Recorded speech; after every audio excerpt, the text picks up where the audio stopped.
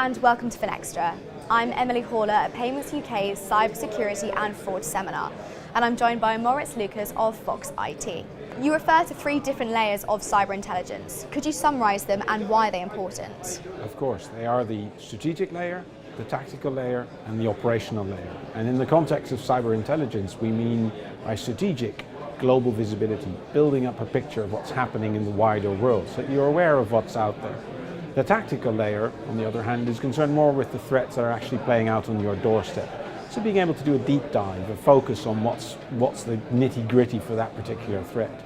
And then finally, the operational layer is about taking the technical data around a particular threat and being able to automatically ingest that into your infrastructure. So making sure that we take the human out of that loop so that you can be more effective. Cybercrime is becoming more sophisticated. What are the developments and innovations in this area? I think most of the developments are cyber criminals are building on the tools or the techniques they developed in the past. So that's one of the things that allows them to be more sophisticated as they go forward. The latest trends that we're seeing is that they are embracing big data.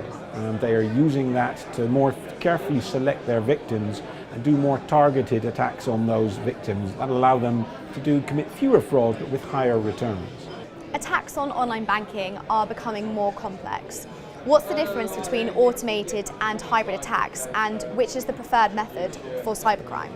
So in the earlier days of cybercrime, the automated attack was the preferred method. Now with an automated attack, all of the attack steps, and in a basic attack there are roughly 5. They go from looking at whether the intended victim has enough balance for us to actually commit a fraud, finding a suitable money mule to transfer the money to, inserting the transaction, getting the customer or the victim to unwittingly sign that transaction. That is a social engineering aspect. And then finally, hiding the transaction from the overview. This buys the criminal more time, gives them more time to remain undetected. Now these 5 steps are executed all by code. That was the old way of doing this, a more complex way of approaching it, but you need to write lots of code. Right now, criminals are switching to the hybrid approach. With the hybrid approach, there is a mix of code, but also human operator. So actually, most of the steps are executed by a human operator. This allows them to be more flexible, allows them to set up attacks quicker, and also emulate human behavior better. So hybrid is now actually the preferred method. Maurits, thank you very much. Thank you. And thank you for watching.